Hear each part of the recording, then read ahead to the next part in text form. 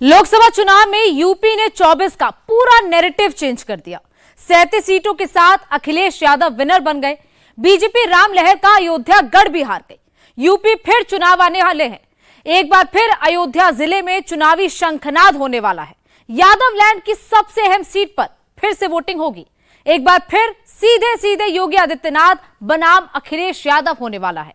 इस बार अखिलेश का confidence high और योगी ने अलग तैयारी की है।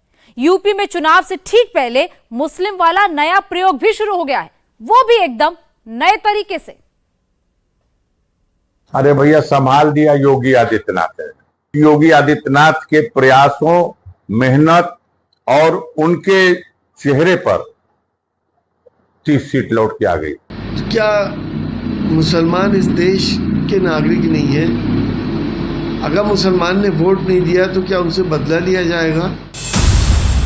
ये गाजीपुर के नए नए सांसद अफजाल अंसारी हैं, जिन्होंने चुनाव मुख्तार अंसारी एंटी योगी सरकार के एजेंडे पर लड़ा, लेकिन अब अचानक से इनको योगी अच्छे लगने लगे हैं। ये एसटी हसन हैं, जिनका टिकट अखिलेश यादव ने काटा, लेकिन अब मुसलमान वोट और बदला वाली नई नई थ्योरी लाए हैं। जब मुसलमान वाला नया नैरेटिव शुरू हो रहा है तो हैदराबाद वाले भाईजान कैसे पीछे रह सकते हैं? बदला वाला एजेंडा ओवैसी भी लेकर आए हैं। इनकी लिस्ट में भी यूपी सबसे ऊपर है। अकबरपुर को नई प्रयोगशाला बनाया जा रहा है। योगी का बुलडोजर चला तो भी जमकर बवाल मचाया। मुसलमानों से बदले का नैरेटिव खूब सेट किया गया। सियासत में नफे नुकसान के हिसाब से कोर्ट के आदेश को छिपाया गया। टाइमलाइन पर जमकर मुसलमान, वोट, बदला जैसे शब्द घुमाए गए। लोकसभा चुनाव हो चुके हैं, हार जीत का फैसला हो चुका है, लेकिन अचानक योगी सरकार में एंटी मुस्लिम वाला नरेशन क्यों हो गया? इन सब का सीधा कनेक्शन यूपी के अगले इम्तिहान से है, जिसका माहौल बनाना शुरू हो चुका है। यूपी की 9 विधानसभा में उपचुनाव होने वाले हैं। ये विधानसभा उपचुनाव पश्चिम यूपी, पूर्वांचल, अवध में होंगे। इस बार सीधे सीधे योगी आदित्यनाथ बनाम अखिलेश यादव होगा और अखिलेश के सबसे खास अफजाल अंसारी उपचुनाव से पहले योगी की तारीफ कर रहे हैं। अरे भैया, संभाल दिया योगी आदित्यनाथ है। मोदी का जादू खत्म हो चुका है। आप बताओ, मोदी जहां से चुनाव लड़े, बगल में चंदौली नहीं बचा, गाजीपुर नहीं बचा, मछली शहर नहीं बचा, लेकिन वो तो अंतिम चरण में योगी आदित्यनाथ ने बनारस में आकर के एकदम खूंटा गाड़ करके इस बात का प्रयास कर दिया और अपने लोगों को तेज किया कि किसी भी सूरत से मोदी जी को जिता देना है। और नहीं, यकीन मानिए, मोदी जी भी चुनाव हार गए होते अगर इतना मजबूती से योगी आदित्यनाथ लगे। 33 सीट जो मिली है उसमें 30 सीट योगी आदित्यनाथ के प्रयासों, मेहनत और उनके चेहरे पर 30 सीट लौट के आ गई। मोदी पर निशाना साधते हुए अफजाल अंसारी लोकसभा चुनाव में योगी को बड़ा खिलाड़ी बता रहे हैं। नया नया खेल शुरू हुआ है, लेकिन इस बार खेल का नतीजा कुछ और होगा। यूपी में अखिलेश यादव को बम्पर जीत मिली तो एसटी हसन भी अब बधाई वाली लाइन में खड़े हो गए हैं। गलती का एहसास भी हो गया है, माफी भी मांग रहे हैं, साथ में अखिलेश यादव से टिकट भी चाहिए। मोदी जी के जो बयानात पिछली बार आए उससे हमें बहुत तकलीफ भी हुई है, हमारा दिल भी टूटा है। मुस्लिम्स का रिप्रेजेंटेशन होना चाहिए था, लेकिन एक भी मुस्लिम नहीं दिया इन्होंने। तो क्या मुसलमान इस देश के नागरिक नहीं है? अगर मुसलमान ने वोट नहीं दिया तो क्या उनसे बदला लिया जाएगा? अखिलेश यादव जी चाहते थे कि मैं रामपुर से चुनाव लड़ूं, उन्होंने मुझसे कहा भी था, लेकिन मैंने वहाँ पे आज़म खान साहब के लिहाज में वहाँ से नहीं लड़ा था। मैं यहाँ पे ही रहा और जिसका आज मुझे अफसोस भी है। चुनाव तो होना है, लेकिन आपको मालूम है कि मैं एक पार्लियामेंटेरियन हूँ और मैं एमपी रहा हूँ, और उस प्लेटफार्म से मैंने यहाँ के लोगों की बहुत आवाज़ उठाई है।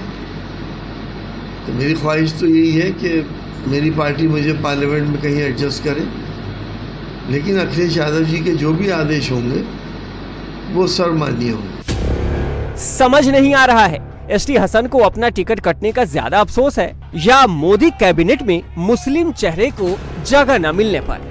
खैर, अब बात उस चुनाव की जिसे यूपी का इम्तिहान पार्ट 2 कहा जा रहा है। यूपी में फूलपुर, खैर, गाजियाबाद, मझवा, मीरापुर, मिल्कीपुर, करहल, कटहरी और कुंदरकी में विधानसभा उपचुनाव होंगे। इस विधानसभा चुनाव को लोकसभा के बाद यूपी का दूसरा टेस्ट कहा जा रहा है। 27 की लड़ाई से पहले इसे बेहद निर्णायक इम्तिहान माना जा रहा है। वो क्यों, ये भी समझ लीजिए। मैनपुरी लोकसभा सीट से सपा जीती है। इसी जिले की करहल विधानसभा सीट से अखिलेश यादव ने इस्तीफा दिया है।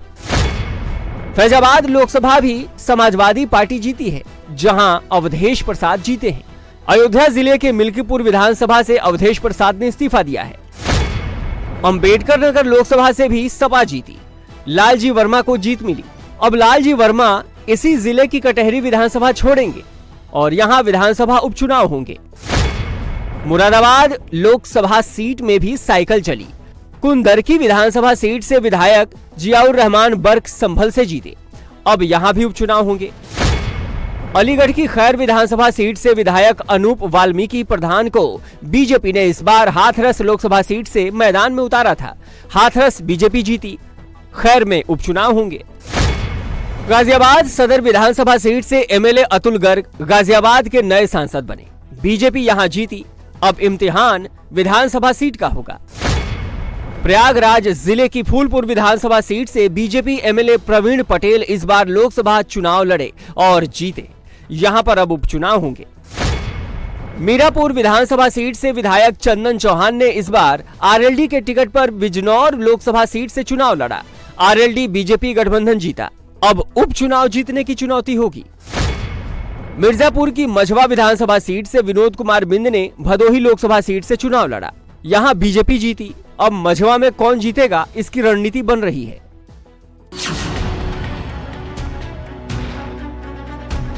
नौ विधानसभा सीटों में से मिल्कीपुर और करहल ऐसी दो सीटें हैं जिन पर हर किसी की नजर टिकी हुई है।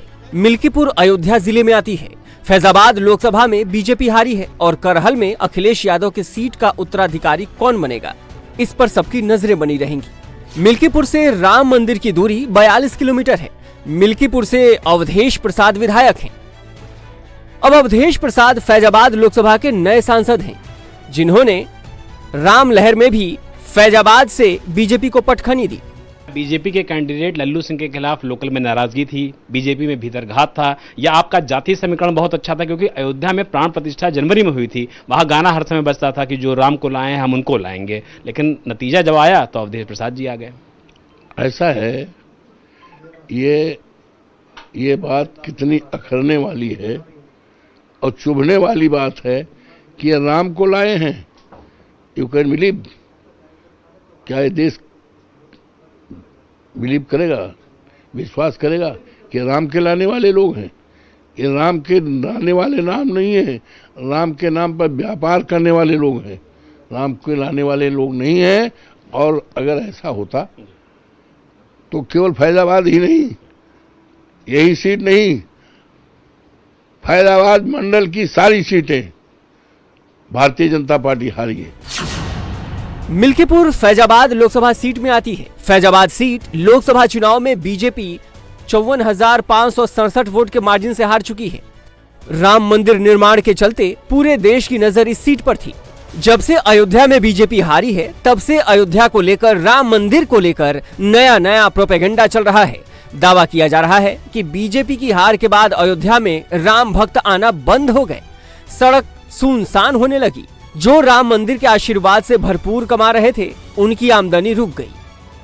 जबकि ऐसा नहीं है, भक्त जा रहे हैं। भीड़ में कभी भी किसी तरह की कमी नहीं आई है।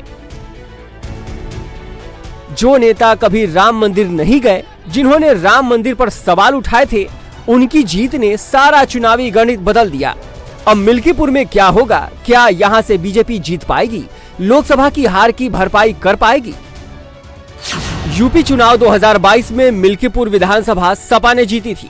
2017 में बीजेपी ने बड़े मार्जिन से मिल्कीपुर में भगवा लहराया था। 2012 में समाजवादी पार्टी ने मिल्कीपुर को अपने नाम किया था।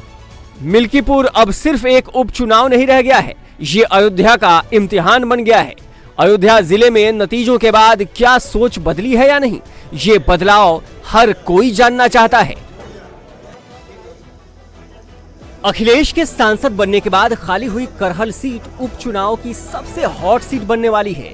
ये सीट बीजेपी और समाजवादी पार्टी दोनों के लिए बड़ी अहमियत रखती है। 2022 में इस सीट पर अखिलेश वर्सेस एसपी सिंह बघेल का मुकाबला हुआ था। करहल का गढ़ ढहाने के लिए बीजेपी ने केंद्रीय मंत्री को मैदान में उतार दिया था। बड़े बड़े नेता प्रचार के लिए करहल आए। कई केंद्रीय मंत्रियों ने करहल जीतने के लिए कैंपेनिंग भी की थी, लेकिन यादव लैंड में बीजेपी मुकाबला नहीं जीत सकी। अखिलेश यादव इस सीट पर पूर्व सांसद तेज प्रताप यादव को टिकट दे सकते हैं और योगी करहल में मिले दूसरे मौके को भुनाने में कोई कसर नहीं छोड़ना चाहेंगे। 2022 की तरह बीजेपी सपा के इस किले में पूरी ताकत लगा सकती है। बीजेपी इस बार किला ढहाने के लिए सांसद मंत्रियों को मैदान में उतार सकती है। योगी आदित्यनाथ भी प्रचार के लिए आएंगे, तो मंत्री जयवीर सिंह भी। समाजवादी पार्टी भी इस सीट पर कैंपेनिंग में कमी नहीं छोड़ेगी। इस सीट पर प्रचार के लिए मैनपुरी से डिंपल यादव भी आएंगी, तो बदायूं से धर्मेंद्र यादव भी। दम अखिलेश भी दिखाएंगे, तो चाचा शिवपाल भी जरूर नजर आएंगे। अखिलेश की सीट करहल का चुनाव यूपी की सियासत पर बड़ा असर डालने वाला होगा।